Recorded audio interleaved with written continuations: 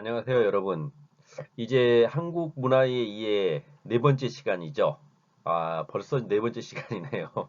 시작한 게 엊그제 같은데. 자, 오늘 여러분과 함께 이야기해 볼 것은 한국의 종교 문화와 사상 문화에 대한 이야기를 좀 해보겠습니다.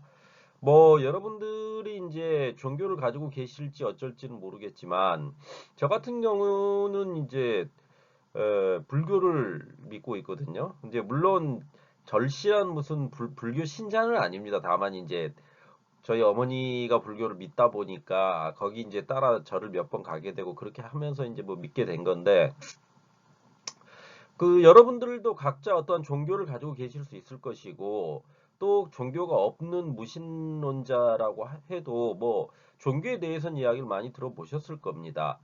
더불어서 사상 문화라는 것은 우리 한국이 어떠한 한국인들이 가지고 있는 사상 체계라는 것이 어디에서 기원하고 있는지에 대한 전반적 이야기를 좀 해볼까 합니다. 자, 그러면 먼저 한국의 종교와 사상 문화에서 첫 번째로 우리가 이야기해 볼 것은 한국의 종교 문화에 대해서 이야기를 좀 해봐야 되겠죠. 종교 문화라고 했을 때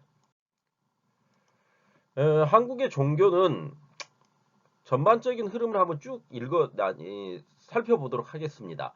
먼저 고대 사회에서는 단군 신화를 놓고 볼 때 곰과 호랑이를 숭배하는 부족 신앙, 그러니까 토테미즘이죠. 토테미즘.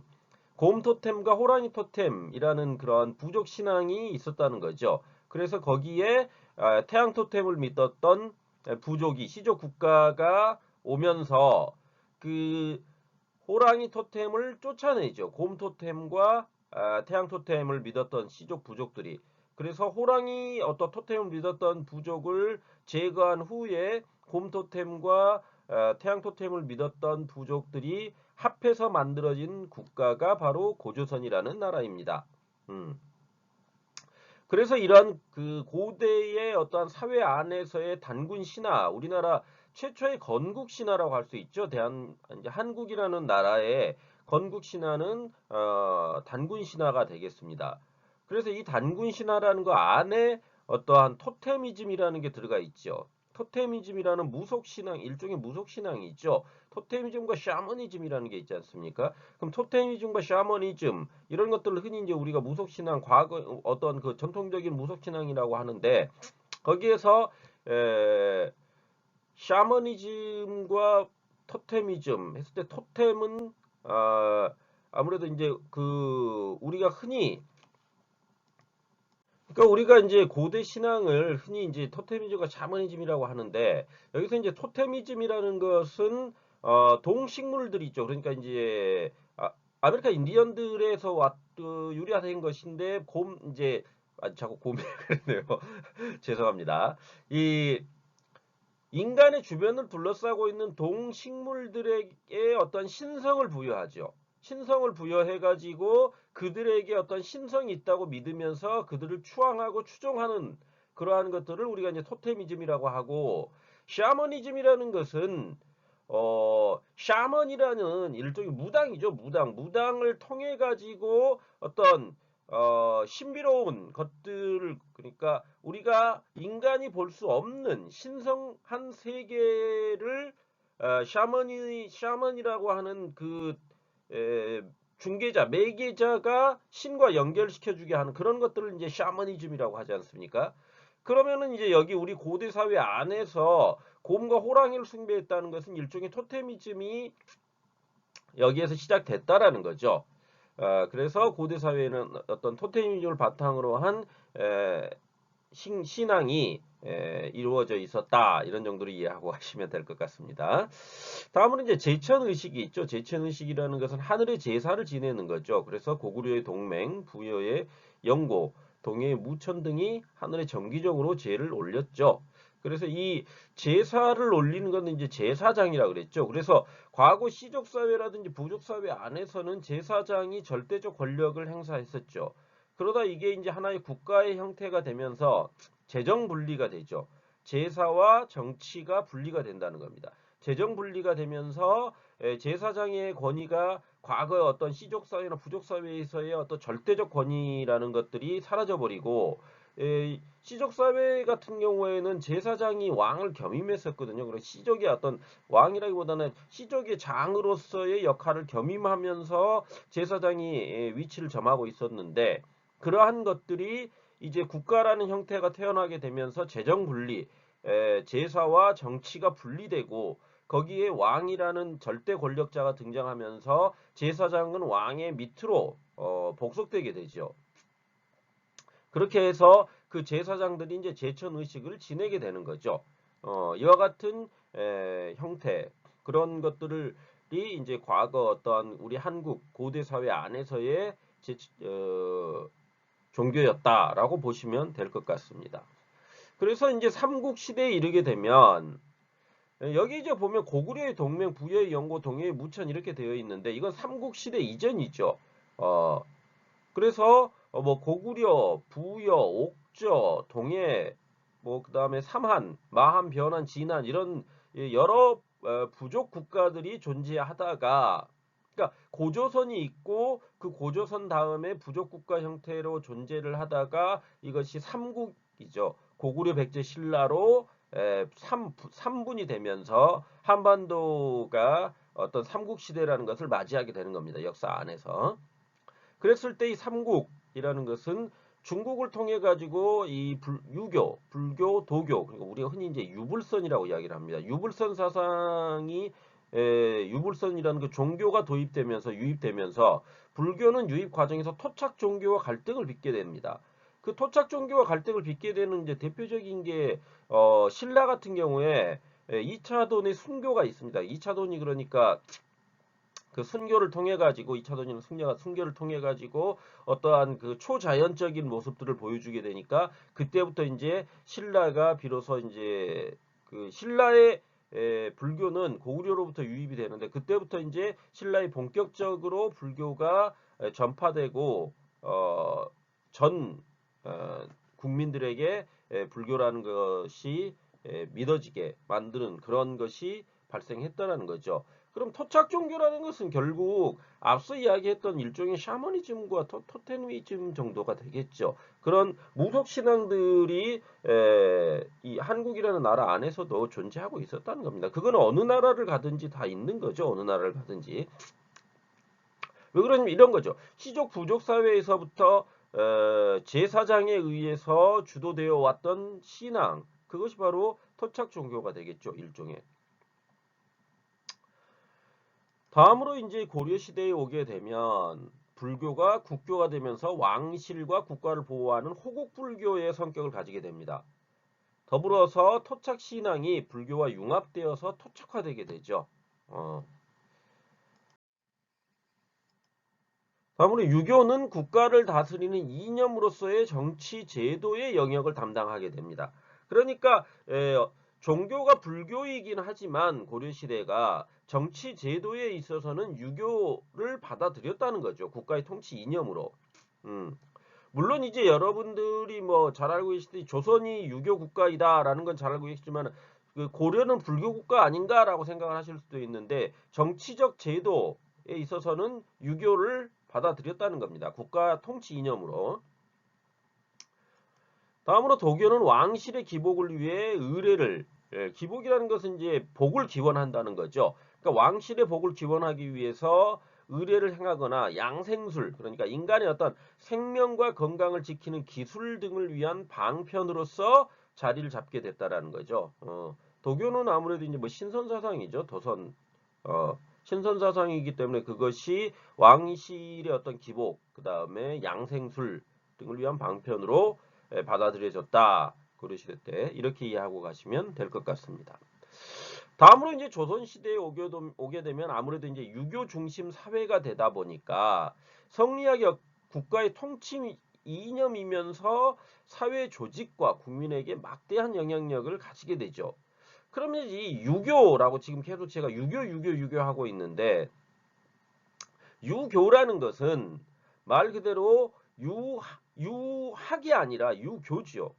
그러니까 원래 유학이 출발하죠. 중국에서는 유학이죠. 유학. 그리고 혹은 유가라고도 하죠. 그러니까 유학이라는 학문 체계를 하나의 집가자죠. 그러니까 그 유학이라는 학문 체계 안에 들어가 있는 그 유가들 안에 이제 뭐 여기 우리가 흔히 얘기하는 뭐 성리학이라든지 성리학을 또 다른 이름으로 주자학이라고도 하지 않습니까? 그런 것들 그런데 유학 안에 다양한 그 학문 체계들이 있는데 그 중에서 이제 우리가 조선인이 받아들였던 것은 유교라는 것은 그 학문을 하나의 종교화해 버렸다는 거죠. 종교화해 버렸다는 거죠. 그게 이제 어떠한 한국적 특성이라고 볼 수가 있습니다. 그러니까 한국에서는 유학을 종교화해서 유교로 받아들이게 됩니다. 그래서 이제 이 유교라는 것이 결국 뭐냐면은 우리가 이제 흔히 이제 종묘 여러분들 그 지하철 타다 보면 종묘역이 있죠. 1호선 종묘역이 있으면 그 종묘 사직이라고 얘기를 하거든요. 또 사직 어느 지역을 가든지 사직동이라는 게 있습니다. 그러니까 이제 여러분들이 이제 그 종묘 사직이라는 말을 그러니까 사직동은 어디를 가든지 다 있다고 제가 말씀드렸지 않습니까? 그러면 그게 뭐냐면 이런 거죠. 종묘라는 것은 어떤 한 국가의 어떤 시조죠. 시조들을 모시는 사당이죠, 일종의. 그리고 사직이라는 것은 어 그렇죠. 국토의 사, 그다음에 직, 땅의 신 이런 겁니다. 그래서 지금 제가 이게 정확한 기억인지 모르겠는데 그러니까 국토의 신인 사와 곡식의 신인 직이죠. 그래서 사직이라는 것은 어떤 유교의 하나의 그 종교적 행위, 재래 행위의 하나로서 그러니까 각 그 여러분들 뭐 이를테면 부산에 가도 사직동이 있고요. 각 그 어떤 대표적 도시들에 가면 사직동이라는 그 동네가 있습니다. 그러면 거기는 그 말 그대로 국토와 곡식의 번창을 지원하던 신을 모시던 그 사당이죠. 사당이 있던 동네가 이제 사직동이 되는 거죠. 그래서 종묘사직 이런 말들을 한국에서 이제 쓰게 되는데 그게 이제 어떤 유교 중심 사회의 대표적 특성을 보여주는 하나의 이름, 지명 이런 거라고 볼 수가 있겠습니다. 그래서 성리학이 국가의 통치 이념이 되면서 사회 조직과 국민의 어떤 생활에 막대한 영향력을 가지게 된다라는 거죠. 그래서 그런데 이제 그러함에도 불구하고 민중들은 무교, 불교, 도교를 함께 신봉을 했다는 겁니다. 그러니까 국가의 통치 이념으로서 성리학이 유교로서 받아들여져 가지고 이제 번창을 하고 있기는 하지만 주로 이제 지배계층들이 그런 것들을 했던 거고 일반 민중들에게는 역시 불교라든가 오랜 세월 동안 내려왔던 그 무속 신앙, 무교라든지 도교들은 사라지지가 않았다는 거죠. 그게 함께 신봉이 되어 왔다는 겁니다. 다음으로 이제 근대에 오게 되면 유교는 급속히 어떤 쇠퇴의 길을 걷게 되지만 한국인의 심층의식이 자리 잡았다는 것은 조선조 500년의 역사 안에서 유교가 어떠한 종교로서 자리를 잡다 보니까 그 종교 그 조선시대 다음이 이제 대한제국이 오고 대한제국 다음에 일제 통치기를 거쳐가지고 대한민국이라는 것이 건국이 되지 않습니까? 그런데 그 시기가 500년 동안 내려져 왔던 그 유교의 어떠한 전통이라는 것을 무시할 수는 없는 거죠. 그게 한국인의 심층의식에 내재돼서 자리하게 되었다라는 겁니다. 그러니까 이 한국인들을 만나면 뭐 이런 것들이 있죠. 가끔 이제 그 좀 고지식한 분들을 만나면 남녀 칠세 부동석이라는 말들을 합니다. 노인들이. 그러면은 남녀 칠세 부동석이라는 것은 남자와 여자는 7살이 되면 부동석 그러니까 자리를 달리해야 된다. 그러니까 남자와 여자는 위치가 다르다는 거죠. 그 남성 중심 사회의 부계 중심 사회의 어떤 독특한 특성을 보여주는 아주 잘못된 말이죠. 그런데 그런 말들을 막 쉽게 합니다. 그거는 일종의 유교적 그 전통이 아직도 그 어떤 한국인의 심리에 내재되어 있다라는 것을 의미하는 거죠. 그래서 뭐 도포 입고 이제 갓 쓰고 있는 이런 사람들이 가끔 이제 여러분 그 성균관 대학교 있죠. 성균관 대학교에 가면 성균관이라는 게 있습니다. 그럼 그 성균관이라는 것은 그러니까 성균관대가 역사가 600년이 되었다 막 이렇게 이야기를 하거든요. 그 왜 그러냐면은 성균관이라는 것이 조선시대의 일종의 대학의 형태를 띠고 있던 교육기관이죠.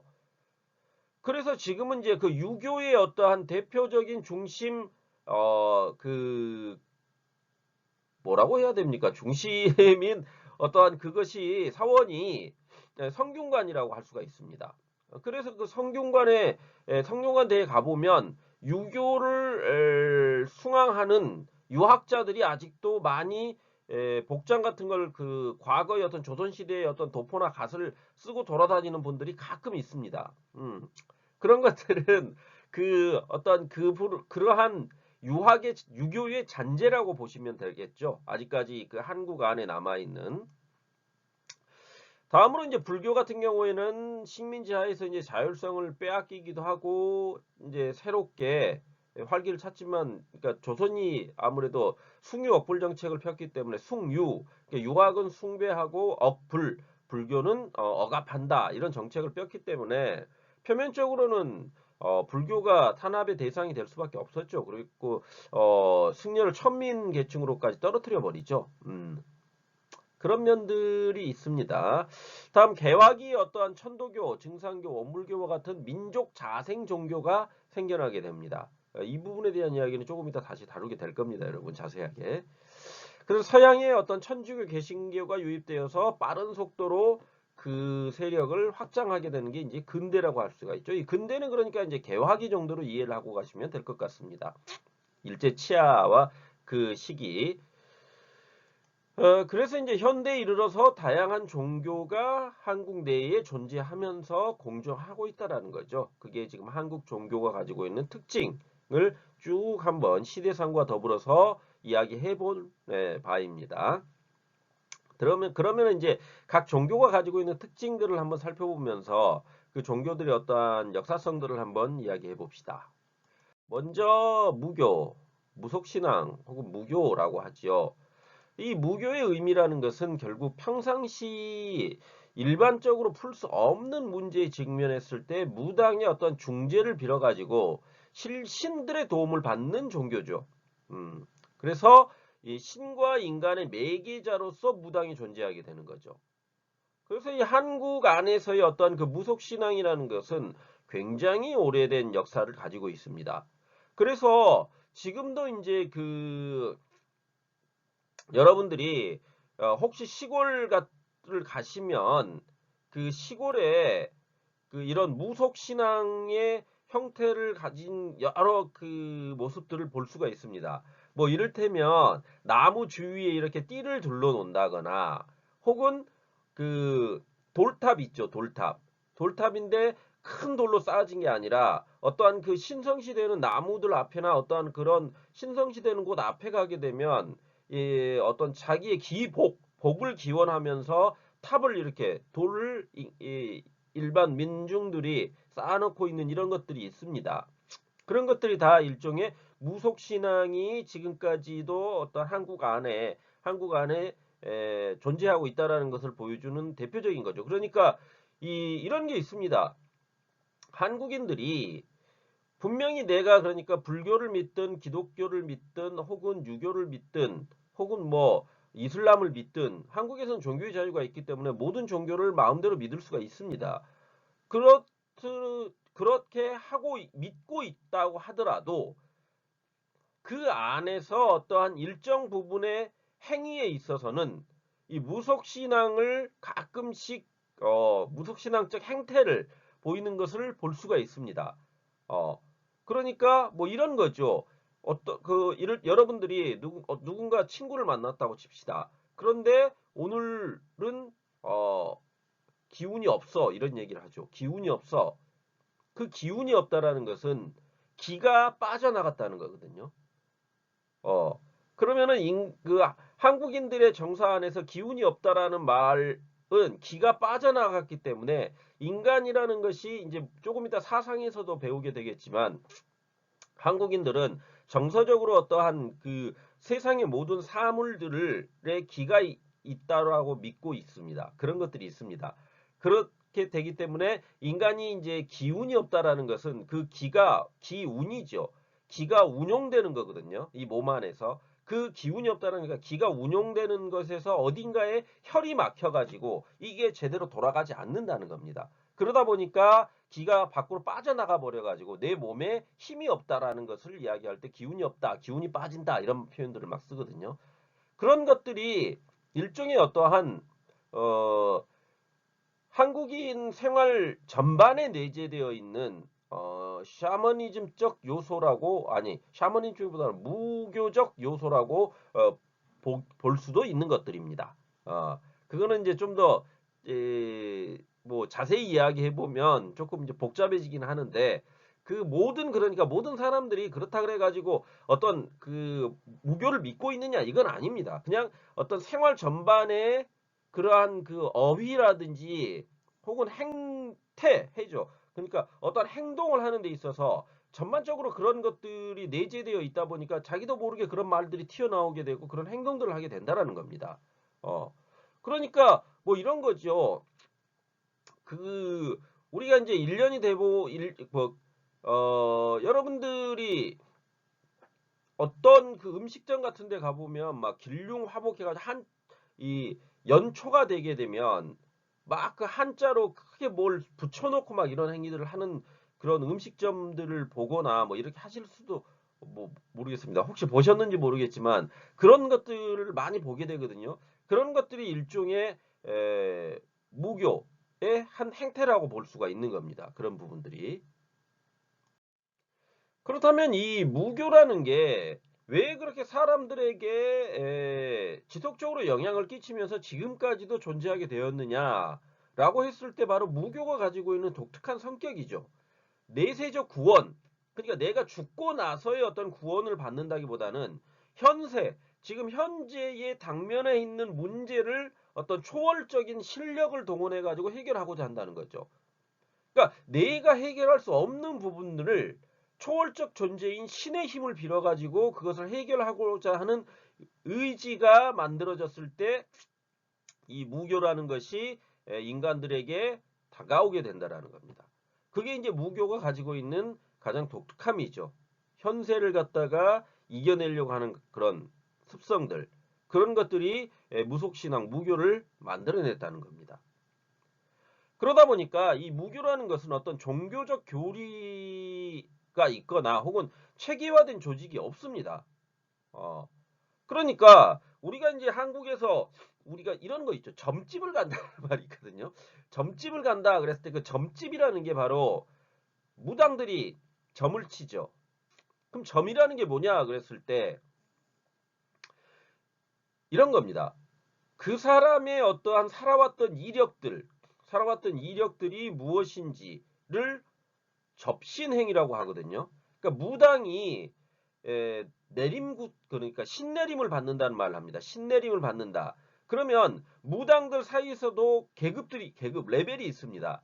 그러니까 그 이를테면 자신의 조상신을 접신하는 무당이 있는가 하면 그보다는 한 단계 위가 이제 우리가 유명했던 그 장군들이라든지 이런 사람들 있죠. 뭐 최영 장군이라든지 이런 사람들의 혹은 그 관우 중국의 관우 심지어는 관우 같은 그런 그 유명했던 사람들이 죽고 나서 그 영혼들과 자신이 그 사람들이 이제 어떤 이를테면 관우 같은 것 관우는 무신이라고 부르지 않습니까?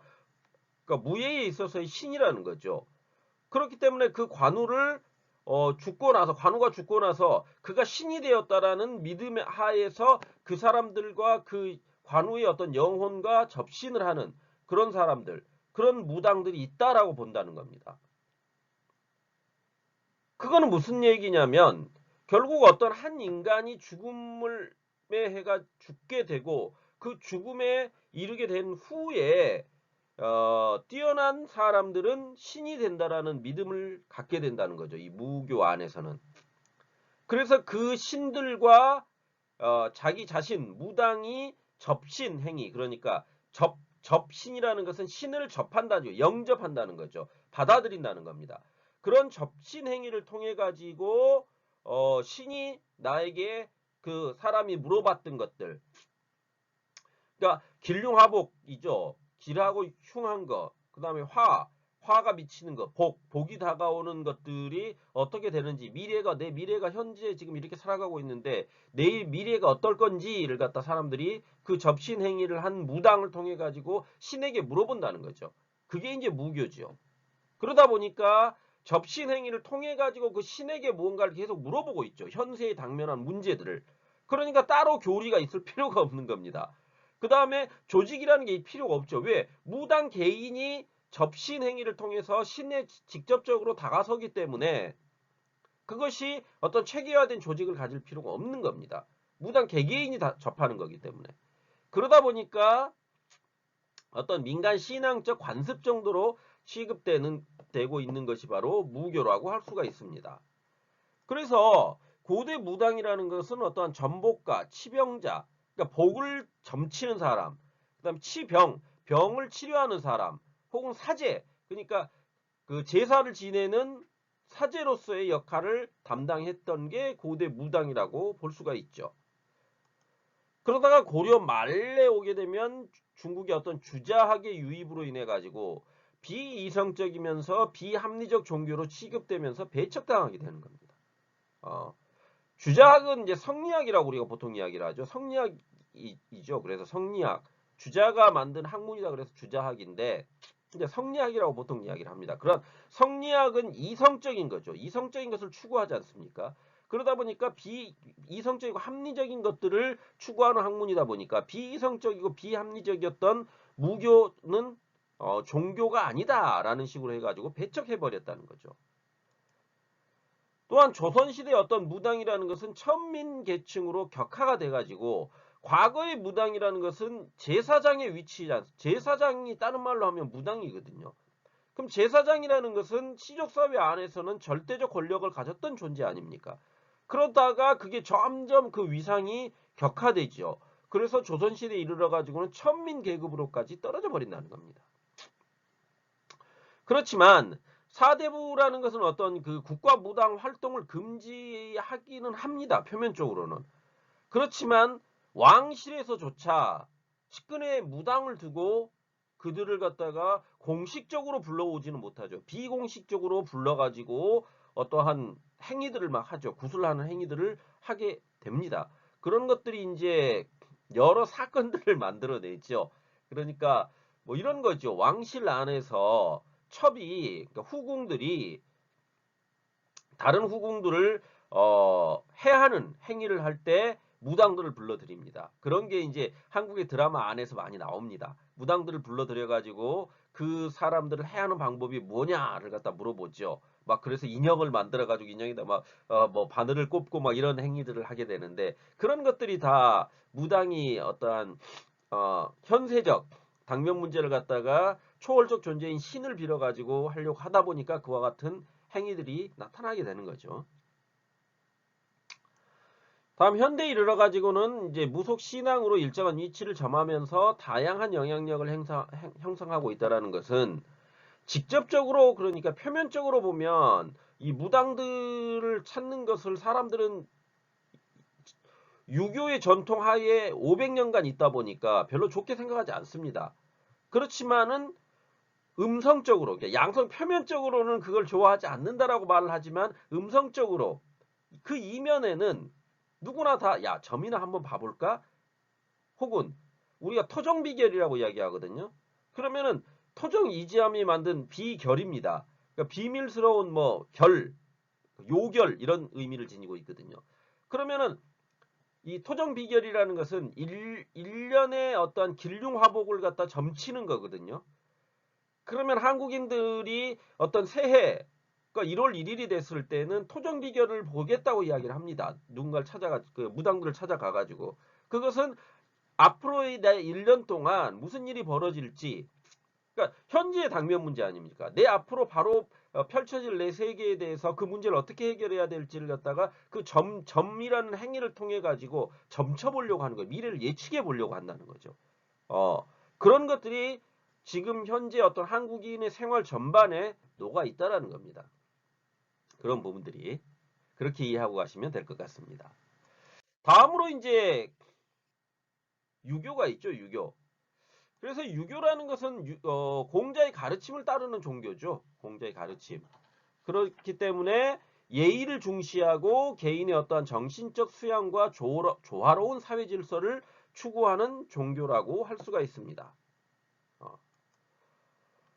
그래서 율교의 어떤 전례는 명확하지는 않지만은 기원전 2, 3세기경에 한 사군이, 그러니까 고조선이 멸망하고 나서 한 사군이 설치가 되거든요.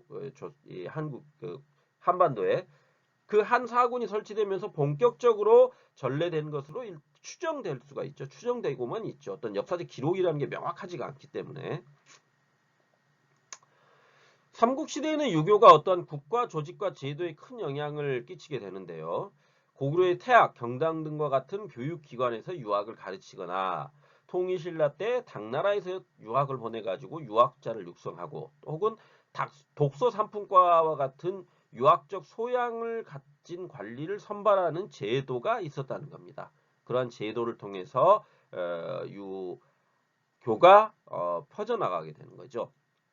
고려시대에는 과거제 실시, 유교 진흥책 등을 통해 가지고 유교적 통치제도, 그러니까 정치제도로서 받아들였다고 말씀드렸었잖아요. 그래서 그러한 것들로 정비를 하면서 유교가 퍼져나갔던 것이고요. 고려 말 주자학의 도입으로 유학자가 이제 본격적으로 배출이 되고 이들이 신흥사대부를 형성하면서 이 고려라는 건 귀족 사회죠. 귀족 사회. 귀족 사회, 귀족 중심 사회라고 할 수가 있습니다. 그러니까 이 귀족 중심의 어떠한 지배층들이 굉장히 많은 부정을 저지르고 했지 않습니까?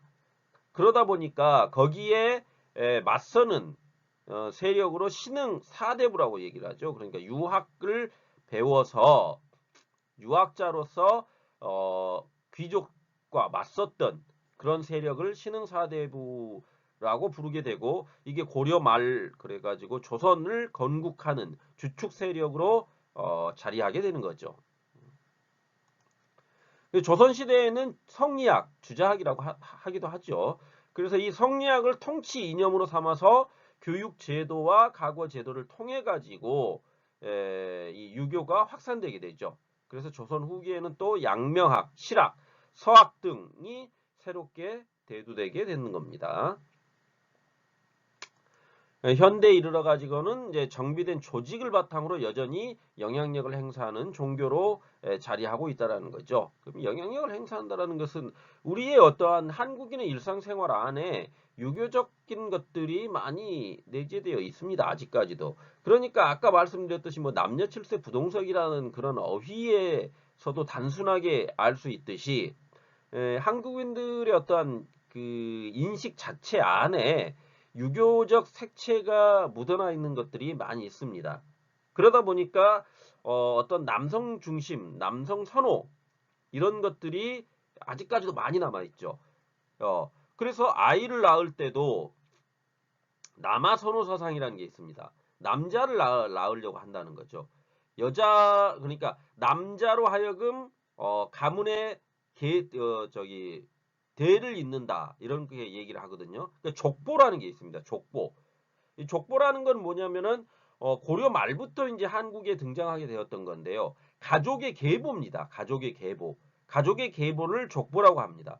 그래서 이 유교의 어떤 영향으로 인해 가지고 이 족보가 굉장히 중요시 됩니다. 그러니까 가족이라는 개념이 굉장히 중요하게 되죠. 그래서 우리가 이제 흔히 조선 후기에 오게 되면 그 안동 김씨, 풍양 조씨 이런 이야기들을 하거든요. 안동 김씨, 풍양 조씨가 뭐냐면 조선 후기에 오게 되면 정조가 그러니까 영정조 시대의 어떤 조선 후기의 어떤 화려한 그 문화가 꽃피고 정치가 그러니까 백성들이 살기 좋은 시대가 되는데요. 갑자기 정조가 죽어버리죠.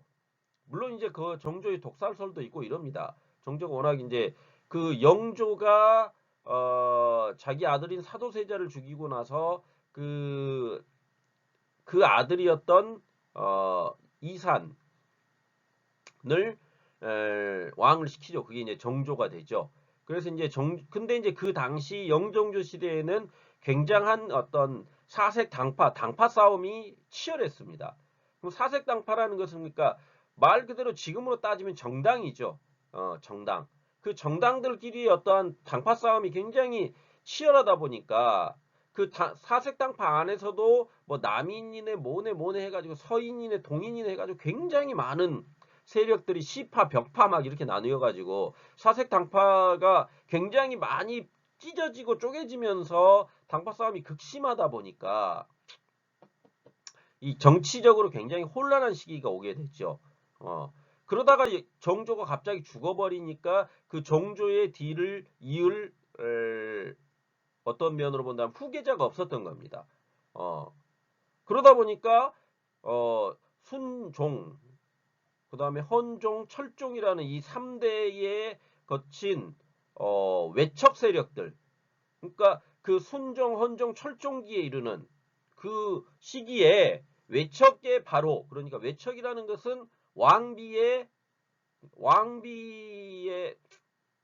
집안들이죠. 그게 이제 안동 김씨로 대표가 됩니다. 안동 김씨. 그러니까 아까 말씀드렸던 순종은 안동 김씨가 자기 왕비가 되는 거죠. 그래가지고 그 안동 김씨들이 바로 해가지고 자기 집안 사람들로 모든 정치 세력을 그냥 다 이렇게 해버린다는 겁니다.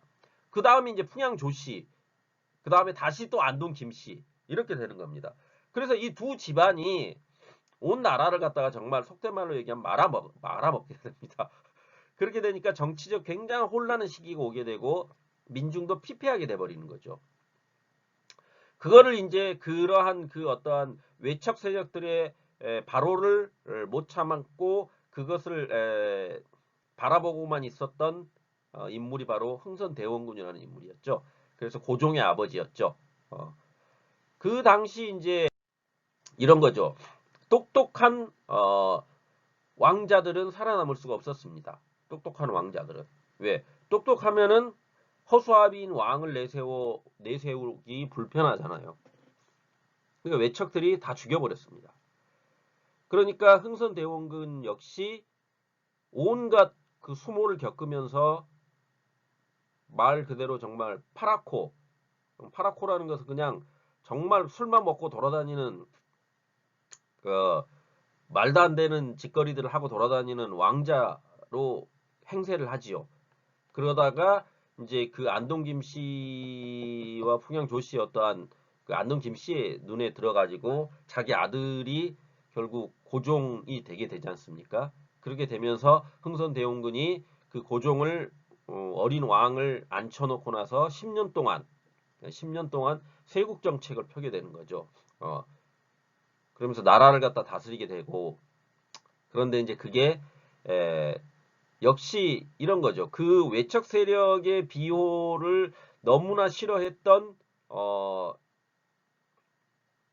흥선대원군이다 보니까 자기 며느리는 민비를 받아들입니다. 그래서 명성황후죠. 명성황후를 받아들이게 되는데 그 명성황후의 외척 세력들이 별로 없는 집안을 일부러 골라가지고 받아들였음에도 불구하고 그 나중에는 그 외척 그러니까 명성황후와 흥선대원군의 싸움이 일어나게 되고 그 싸움에서 결국 흥선대원군이 패하면서 흥선대원군은 이제 물러나게 되고 또 민씨 세력들이 어떤 면으로 보면 또 다른 그 외척 세력으로 존재하면서 조선 후기를 아주 엉망으로 만들어 버리지 않습니까? 이런 겁니다. 별로 없다 보니까 온갖 잡스러운 사람들이 다 들어오게 되는 거고 안동김 씨나 풍양역 씨는 그나마 많은 가운데서 똘똘한 놈 한두 명은 있었을 수도 있었는데 민씨 세력들은 그게 아니었죠. 너무 없다 보니까 아무나 그냥 다 들어와 가지고 온 나라를 갖다가 아주 나쁜 속된 말로 해버리면 그냥 말아 드셔버립니다. 그런 상황들이 이제 조선 후기에 펼쳐지게 되는 겁니다. 정치사 쪽으로. 그래서 이제 그런 이야기들을 뭐 지금 너무 자세하게 했네요. 자, 다음으로 이제 우리가 불교를 한번 봅시다. 불교. 불교는 석가모니 부처의 가르침을 따르는 종교로서 지혜와 자비를 중시하죠. 그래서 삼국시대 불교라는 것은 고구려 소수리망 때 중국에서 전래되었고요. 백제는 침류왕, 신라는 고구려로부터 전래됐죠. 그래서 불교의 전래로 서역과 중국의 어떤 문화가 유입이 되고 불교가 왕권의 이념적 역할을 수행하게 되면서 어떤 삼국 안에서의 불교 문화가 굉장히 꽃피우게 됩니다. 그거는 뭐 고려 시기에도 그러한 것들이 이어지게 되지요. 그러니까 지금 여러분들이 뭐 잘 알고 계실지 모르겠지만 아무튼 그 경주에 가면 불국사가 있지 않습니까? 불국사와 거기에 가면은 이제 다보탑과 석가탑이 있죠. 그러한 것들이 다 불교 문화유산이라고 할 수가 있습니다. 불교 문화유산. 어, 그러니까 경주에 가면 굉장히 불교 문화유산이 많고요. 그 우리 한국의 어떠한 문화유산들의 상당 부분을 불교 문화가 차지하고 있는 게 실제적 현실이죠. 그래서 이제 고려 시대의 어떤 불교는 국교로서 번창을 하게 되고요. 승과 제도가 도입돼서 시행되기도 하는데 그러니까 무신정권인데 제가 문신정권 잘못 썼네요. 무신정권 이후에 타락을 해가지고 신흥 사대부들에 의해서 비판의 대상이 돼버리게 됩니다. 그렇게 되니까 결국은 조선이라는 나라가 숭유억불 정책을 펴게 되는 계기가 바로 이 고려 시대의 어떤 불교의 타락이죠. 불교의 타락. 그러니까 승려들이 온갖 권력이 주어지다 보니까 진짜 말도 안 되는 짓들을 하지요. 그런 것들을 신흥사대부 유학자들은 뭡니까? 처음에 출발은 당연히 아까 말씀드렸듯이 논리적이고 그러니까 논리적이고 합리적인 것들, 이성적인 것들을 추구하는 세력들 아닙니까? 그러다 보니까 이성적이고 논리적이고 합리적인 것들을 추구하는 세력들이 보기에는 그러한 타락이라는 것 자체가 용납이 안 됐고 용인이 안 됐던 거죠. 그래서 그러한 신흥 사대부들이 결국 이성계를 속된 말로 얘기해 가지고 이성계는 실제로 이성계는 그러니까 북방의 군벌이었죠. 군벌. 어떻게 보면. 그러니까 군벌이라는 것은 군사력을 가지고 있는 하나의 귀족이었다는 겁니다. 군사력을 가지고 있는 귀족이었는데 그 중심 귀족은 아니고 변방의 그냥 하나의 귀족이었죠. 그런 군벌이었던 이성계가 이제 어떤 최영을 갖다가 실각시키면서 군부의 어떤 핵심으로 떠오르게 되니까 신흥 세력의 어떤 신진 사대부 그러니까 이 신흥 사대부의 핵심이었던 정도전 같은 인물들이 신권 국가를 꿈꾸게 됩니다. 그러니까 신 중심의 유교 국가를 꿈꾸게 되는 거죠. 그래서 그것을 이성계와 더불어서 논의하게 되면서 조선이라는 나라를 세우게 되는 겁니다. 그래서 이성계가 위화도 쿠데타를 통해 가지고 위화도 회군이라고 보통 이야기하죠. 위화도 쿠데타를 통해 가지고 고려라는 나라를 멸망시키고 조선이라는 나라를 건국하게 되지 않습니까? 그런데 이제 이 쿠데타에 의해서 이루어진 나라이기 때문에 조선 초에는 굉장히 혼란스럽게 되는 겁니다.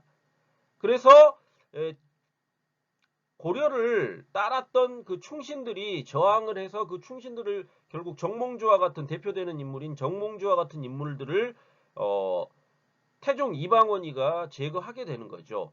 왜? 왕권 중심 국가를 꿈꿔왔기 때문에요. 태종 이방원은 왕권 중심의 강력한 군주제를 꿈꿔왔던 인물이었습니다. 그런데 태조 이성계가 그러한 것을 갖다가 주저주저 하거든요.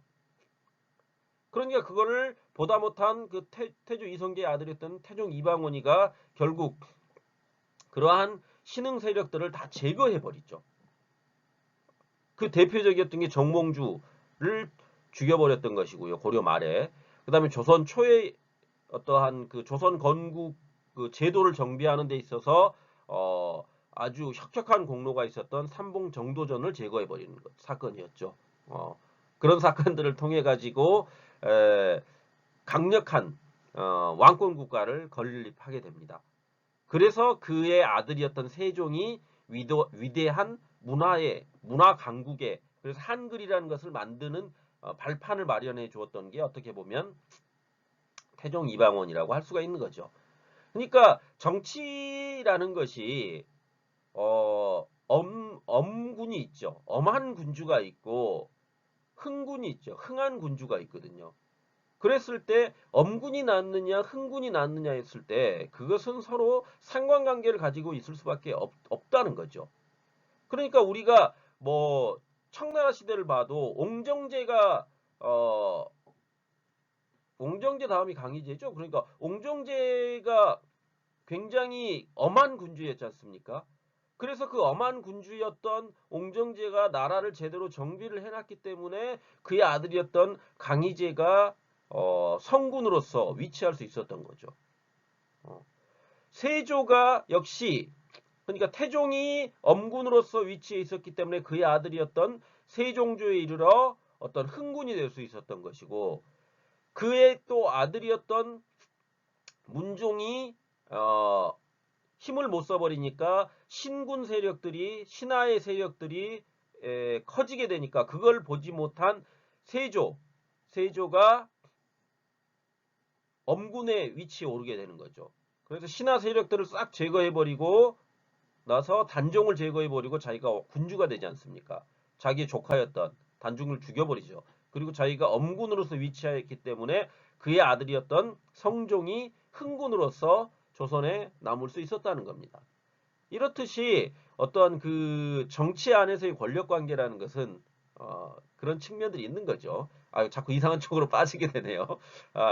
아무튼 고려시대 불교가 이래 했다는 겁니다. 그렇지만 몽고의 침입을 극복하기 위해서 대장경을 간행해서 그 8만 대장경이 지금도 어떠한 세계적 문화유산으로 남게 되는 거죠. 그래서 조선시대 불교는 어떤 숭용 억불 정책으로 인해서 배척당하고 억압당하게 됩니다. 그래서 사찰수를 제한하고 종파를 통폐합하는 그런 과정을 거치게 되는 거죠. 그 이제 현대에 이르러 가지고는 어떤 조계종과 태고종이 중심 세력으로 유지되고 있고 불교 개혁을 위한 여러 시도가 일어나고 있습니다. 이렇게 이해하시면 될 것 같습니다. 다음으로 이제 기독교를 봅시다. 기독교는 예수의 가르침을 따르고 예수를 세상의 구세주로 믿으면서 예수의 속죄를 통해 구원을 받는다고 믿는 종교라고 할 수가 있죠. 물론 이게 천주교 입장에서 보면 그 예수의 가르침을 따르는 건 아니죠. 하나님이죠. 하나님. 절대자인 하나님의 가르침을 따르는 거겠죠. 그래서 기독교는 구약 성결의 어떤 유일 신관의 뿌리를 두고 보편적 박해 사상으로 완성된 종교라고 할 수가 있습니다. 그래서 조선시대의 어떤 천주교는 그러니까 우리나라에 기독교가 들어오게 되는 것은 조선시대 말이죠. 조선시대 말. 그러니까 종교적 역사를 따져놓고 보면 그러니까 우리가 지금 현재 가장 그 큰 종교 세력 하면 불교와 이 기독교계를 갖다 이야기하죠. 그래서 이제 기독교계 안에는 천주교와 개신교계로 이렇게 나눠지게 되는데 어떤 면으로 보면은 천주교와 개신교계를 합하게 돼버리면 이 기독교 세력들이 가장 우리나라의 커다란 종교 세력으로서 현재는 존재하고 있지 않습니까? 그런데 이제 역사성을 놓고 보면 가장 그러한 큰 종교적 영향을 행사하는 종교 중에서는 가장 작지요. 물론 뭐 이슬람이라고 얘기를 해버리면 할 말은 없지만요. 우리가 이제 흔히 얘기할 때 유교, 불교, 도교, 그 다음에 기독교 이렇게 놓고 보면 가장 역사는 작다는 거죠. 그래서 조선시대 천주교는 서학의 영향을 받아서 남인들에 의해 가지고 자생적으로 천주교 교리를 공부한 신자들이 생겨나면서 이제 받아들여지게 되거든요. 그래서 이승훈이 중국에서 세례를 받고 돌아와 가지고 교회를 세우면서 본격적으로 확산하게 됩니다. 그런데 이제 정조 이후에 유교 지배 이데올로기와 충돌을 일으키게 되죠. 왜 그러냐면 천주교라는 것은 만인이 평등하다고 가르치고 있지 않습니까? 만인이 평등하다고 가르치고 있기 때문에 유교 이데올로기라는 것은 계급이 정해져 있다는 거거든요. 그 계급 사회 안에서 평등을 갖다 이야기하고 있기 때문에 당연히 거기에 따른 충돌이 일어날 수밖에 없었던 것이고 거기에 갈등이 일어날 수밖에 없었던 거죠. 그래서 우리나라가 순교 국가지 않습니까? 천주교 역사 안에서. 그래서 최초의 신부진 김대건이 그러니까 이승우는 세례를 받고 와가지고 교회를 세우긴 했지만 신부는 아니었거든요. 정식 신부는. 그런데 최초의 우리나라 신부는 김대건 신부시죠. 그래서 그 김대건 신부가 순교를 하면서 그러니까 많은 그 천주교인들이 순교를 당하죠. 그것은 이제 뭐 기독교도 똑같죠. 개신교도. 음.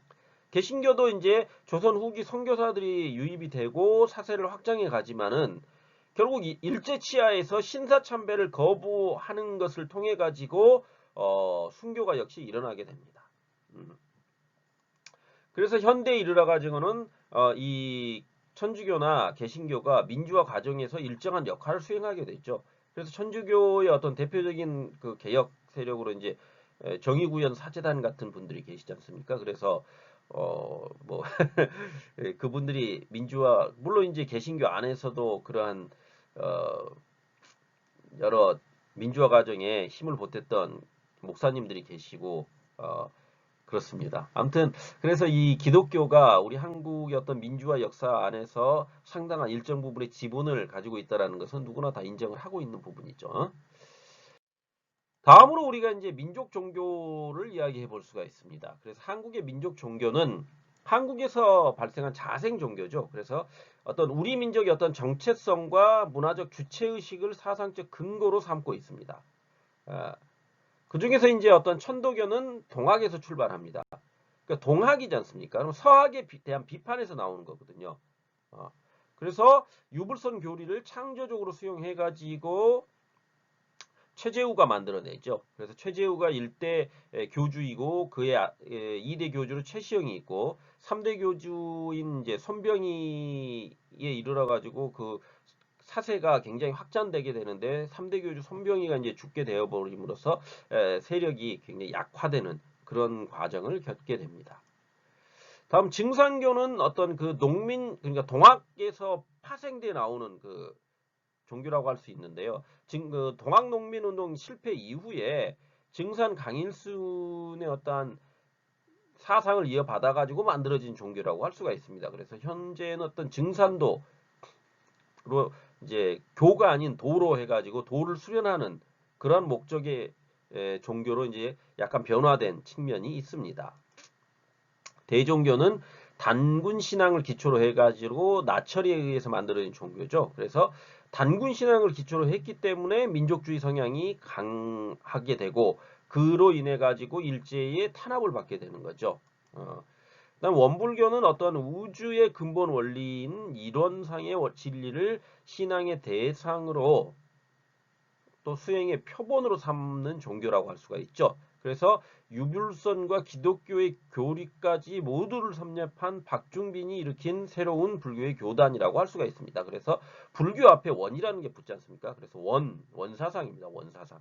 그래서 원불교라고 하죠. 그래서 그 지금 전라북도 익산이 어떤 그 박중빈이 거기에서 그걸 했기 때문에 그 거기가 이제 원불교의 어떤 성지처럼 되어 있죠.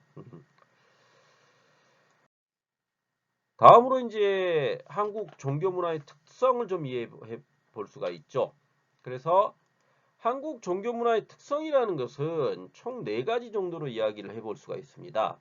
그래서 한국에는 세계의 모든 대표적 종교가 모두 들어와 가지고 모두 공존하고 있습니다. 모두 공존하고 있는데 싸움이 안 일어났죠. 아주 이상하죠. 어떤 면으로 보면. 그냥 모두를 인정해 준다는 겁니다.